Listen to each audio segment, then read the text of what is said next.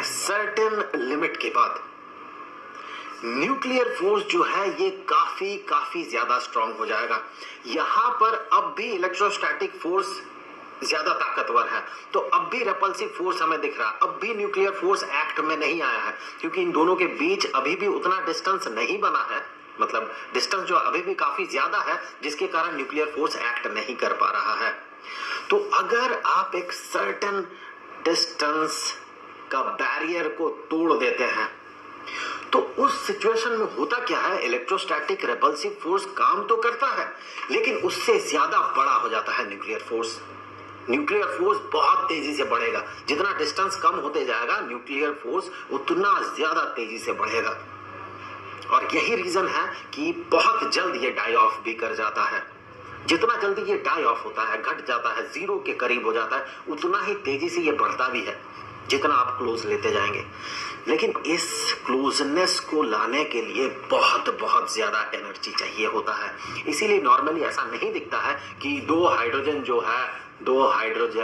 या फिर 4 हाइड्रोजन जो है ये मिलके एक हीलियम एटम बना दे और इस प्रोसेस में बहुत ज्यादा एनर्जी ये लूज करे। ऐसा नहीं होता है। यही रीजन है कि इस सिचुएशन तक लाने के लिए, जहां पर कि न्यूक्लियर फोर्स हावी हो जाएगा इलेक्ट्रोस्टैटिक फोर्स के ऊपर, यहां तक लाने के लिए ही काफी ज्यादा एनर्जी चाहिए होता है। तो हमने देखा कि न्यूक्लियर फोर्स का जो नेचर है, हाँ यहाँ पर मैं एक चीज भूल गया, वो ये कि अभी फिर डाउट हो जाएगा कि ऐसा क्या पॉसिबल है, दो प्रोटॉन का एक सिस्टम। क्या आपने कभी सुना है कि एक ऐसा एटम है जहां पर 2 प्रोटॉन्स है? नहीं, ऐसा नहीं होता है। 2 प्रोटॉन्स का कोई सिस्टम नहीं है, सिर्फ 2 प्रोटॉन्स का, उसके साथ कुछ न्यूट्रॉन्स चाहिए होते हैं।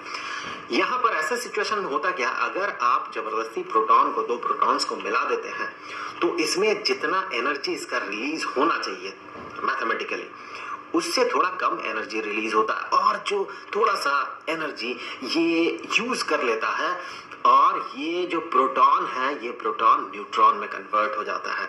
सो ये एक ऐसा सिस्टम बनता है कि इसमें एक प्रोटॉन रहता है और एक न्यूट्रॉन रहता है। ये हमेशा नहीं होता, कुछ कभी कभार होता है। और मोस्ट ऑफ द केसेस क्या होता है कि अगर 2 प्रोटॉन बहुत करीब आ भी जाए, यहाँ पर न्यूक्लियर फोर्स भी अगर काम करे, फिर भी कुछ देर में ये रिप्ट अपार्ट हो जाता है, टूट जाता है, टूट के अलग हो जाता है। लेकिन समटाइम्स एक प्रोटॉन न्यूट्रॉन का सिस्टम बनता है, और हमें पता है ये एक ड्यूटेरियम न्यूक्लियस है। चलिए अब आगे बढ़ते हैं और देख लेते हैं कि न्यूक्लियर फोर्स का कुछ फीचर्स, वो कैसे फीचर्स हैं। सही होगा नो? कुछ ऊपर नीचे हो गया तो एक हाथ से सामान लो, दूसरे से पैसे दो। कैश ऑन डिलीवरी है ना?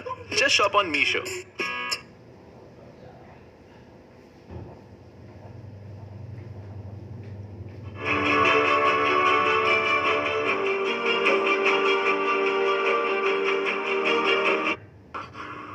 यहां पर देखिए 2 ग्राफ्स हैं।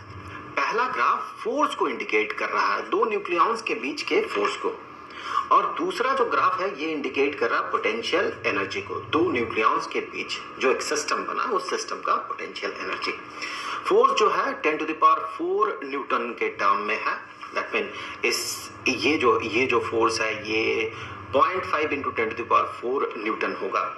सिमिलरली ये होगा 1 × 10⁴ न्यूटन। ये जो नेगेटिव एक्सिस है ये अट्रैक्ट फोर्स को रिप्रेजेंट कर रहा है। सो ये फोर्स ऑफ अट्रैक्शन है, और ये पॉजिटिव एक्सिस जो है ये रेपल्सिव फोर्स का मैग्नीट्यूड को रिप्रेजेंट करेगा। वहीं पर दूसरे तरफ अगर पोटेंशियल एनर्जी वाला ग्राफ को देखें, तो ये मेगा इलेक्ट्रॉन वोल्ट में पोटेंशियल एनर्जी इंडिकेट करेगा। दैट मीन ये जो जगह है, ये जो पॉइंट है ग्राफ में, ये रिप्रेजेंट कर रहा है -100 मेगा इलेक्ट्रॉन वोल्ट। और यहाँ पर रेंज देखें, फेम्टोमीटर में रेंज है। मैं यहाँ आपको बता दूं कि 1 फेम्टोमीटर जो है ये बराबर होगा 10⁻⁻15 मीटर के। सो ये बहुत छोटा डिस्टेंस है।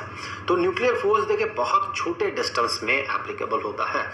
ये हम इसी ग्राफ से समझ सकते हैं। आप देखिए लगभग 3 फेम्टोमीटर के आसपास, अगर 2.5 से 3 के बीच देखें, यहाँ पर इस जगह पे ये लगभग 0 हो चुका है। जो फोर्स है जो फोर्स ऑफ अट्रैक्शन है वो लगभग 0 हो गया है। ये बहुत जल्दी डाई ऑफ कर जाता है, ये जो न्यूक्लियर फोर्स है ये। सिमिलरली